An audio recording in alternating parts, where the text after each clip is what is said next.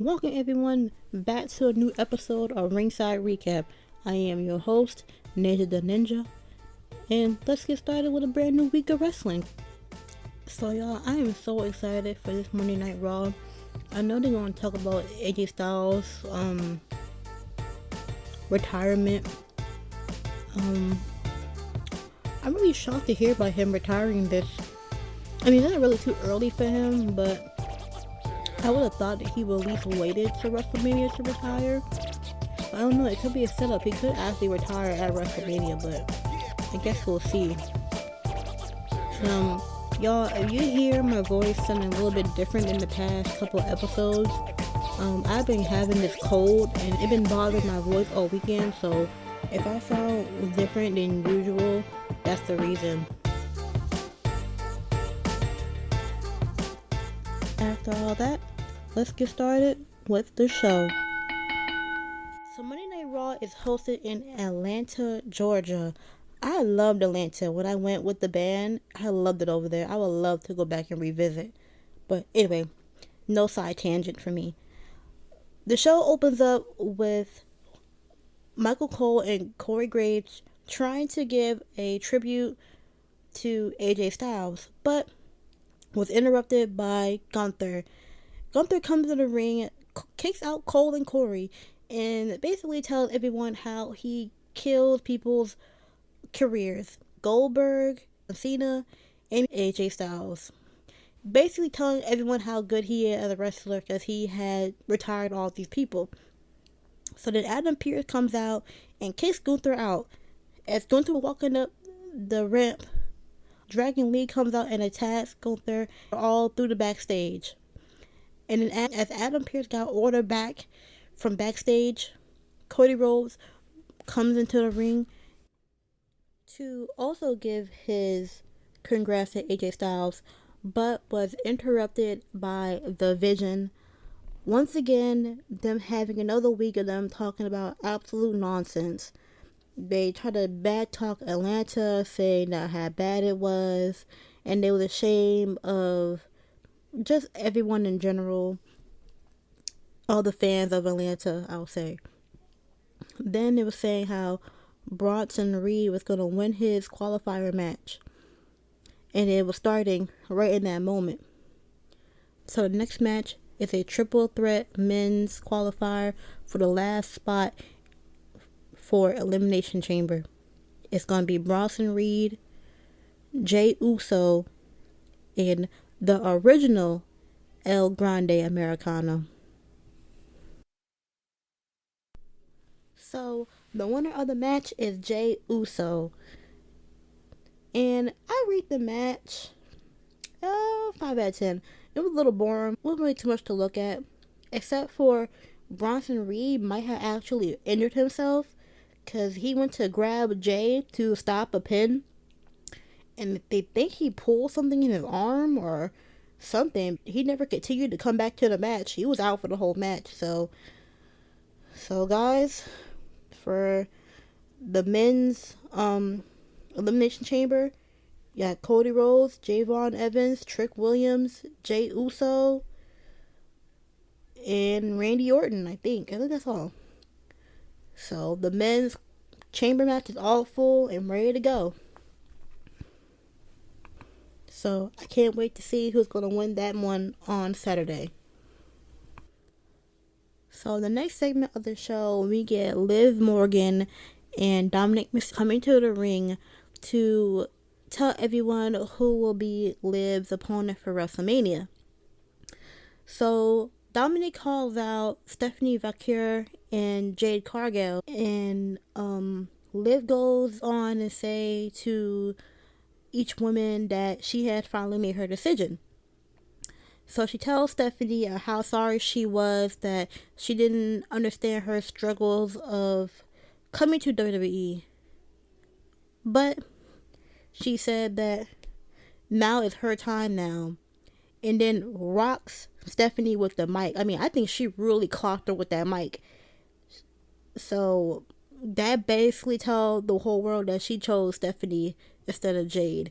which I think I said that last week that she was gonna choose Stephanie, because Jade wouldn't really be a good opponent for her. And now we're in another segment with Javon Evans and Byron Saxton.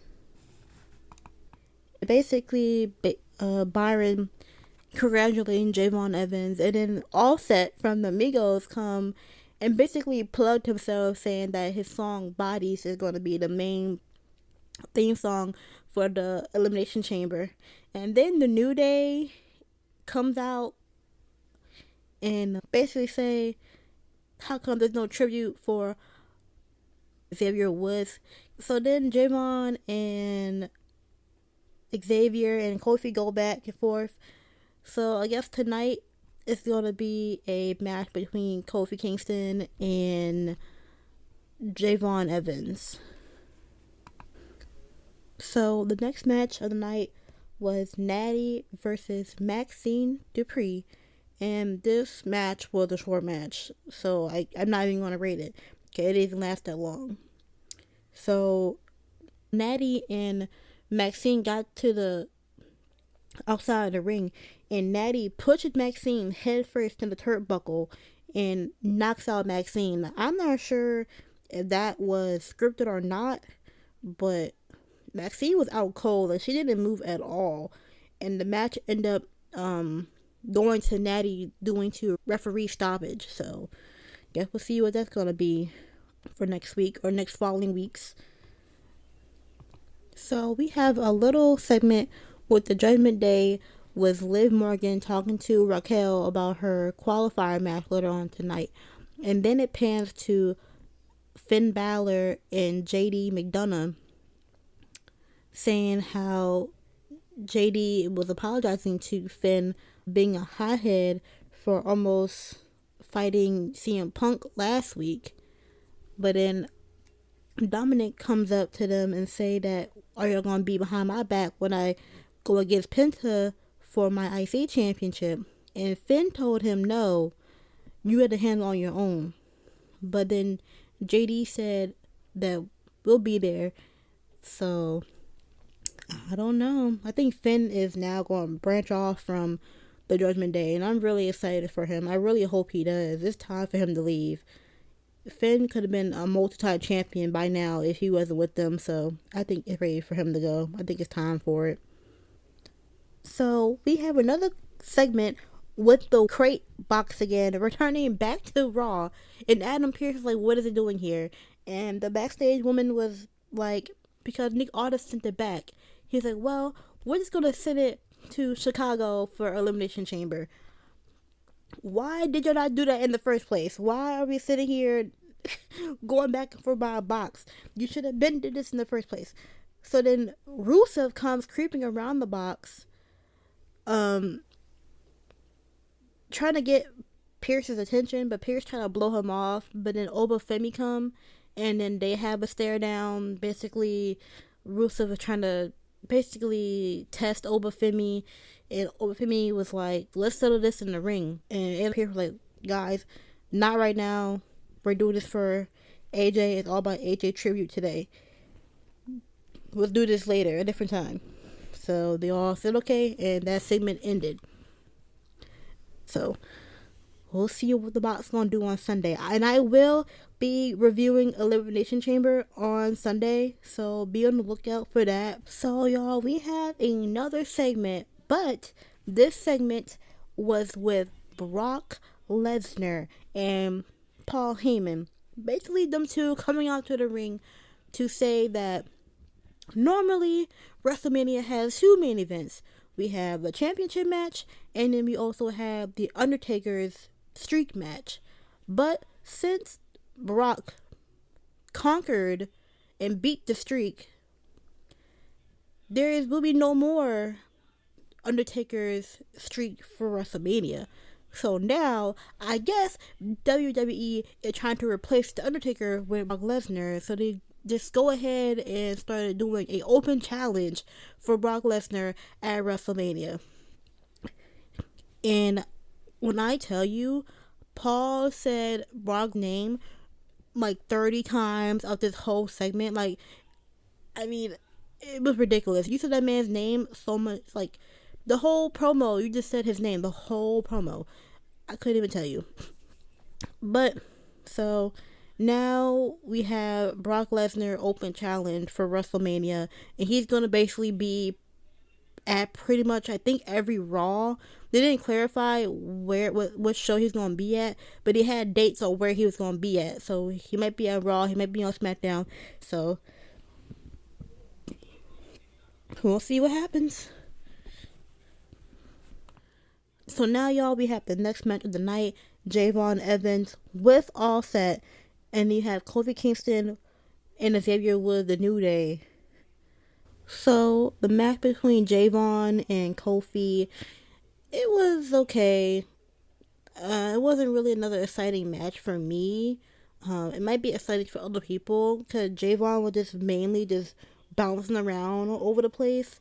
But it was okay. I'll give it a 6. It wasn't really for me. So the next segment we have CM Punk. So he comes out and talks about the what ifs that could happen between now to WrestleMania. What if Finn Balor wins? What if he beats Roman Reigns before WrestleMania? What if anything can happen? This segment with him was literally nothing. I mean, honestly, it didn't even make sense. The promo did not make sense. So I don't know. I couldn't tell you. But it was whatever point he was trying to prove. I hope he proved it. I don't know. So the next match of the night is a women's triple threat qualifier between Io Sky, Raquel, and Kyrie. I think this match is going to be the best match of the night. I really hope so. Because the women on SmackDown, they put it on Friday. I hope they put it on too. Because this show needs a good match. And I know Io is always going to put on a good match whenever she's in the ring. So we'll see who takes this match and be the last woman in the chamber. So the women's match was a good match. As I called it, women honestly are saving the show, with Raquel being the one that actually won the match. I honestly thought it was going to be Io, but the match was a good match. So now Raquel is the last woman to claim her spot in the chamber. So now is Tiffany Stratton, Rhea Ripley, Alexa Bliss, Asuka, and Kiana James. All 6 women are now in the chamber match for this Sunday. This one's going to be a good one. And then Michael Cole did give an update on Bronson Reed. He did suffer an injury, and he's going to be out indefinitely. So that's another member down for the Vision. So I wonder now who are they gonna make the face. I don't know. Guess we'll see next week what Paul gonna do with his group. Because they all dropping like flies over there. I don't know what they're gonna do. So y'all, for the last segment of the night, it was AJ Styles' retirement speech, and it was a little bit bittersweet. I guess because I feel like I was a little bit late until AJ Styles. The first time I seen AJ Styles he was in Ring of Honor.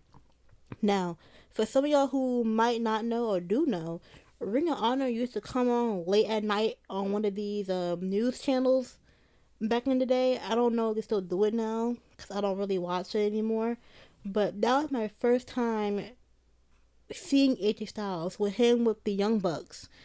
And I was just floored because with matches between him and Jay Briscoe, rest in peace to Jay Briscoe, them two mopped the floor. And then I ended up following AJ to New Japan Wrestling, and he mopped the floor as well with everybody I could think of in New Japan. I know Osada is one of them. Him and Osada put it down for the championship over there. And then now he eventually went to WWE. And he also run shot all through WWE for the past 10 years. Thank you, AJ, for your years and years of dedication to the wrestling business. You would definitely not be forgotten. And then the show ends with The Undertaker coming out telling AJ he is the last inductee to the Hall of Fame of 2026, which is amazing. Congratulations to AJ Styles. I am so excited. You deserve this big time. I was honestly really speechless when Undertaker came out and told him that. And I really hope he gets his Hall of Fame from also TNA and New Japan. I'm not sure if Ring of Honor has one, but if they do, he needs one as well. So once again, congratulations, AJ, and I hope retirement treats you well. So guys, that was Monday Night Raw. Thank you for listening. Thank you guys for hanging out with me. Continue to listen to me every week. And next we have Friday Night SmackDown. Look out for that. And also like and subscribe. And make sure you also like and subscribe my other YouTube channel, Nathan the Ninja Anime Podcast. I will be dropping a video soon with that in a couple days. So once again, thank you for hanging out with me. I hope y'all enjoyed this recap of Monday Night Raw.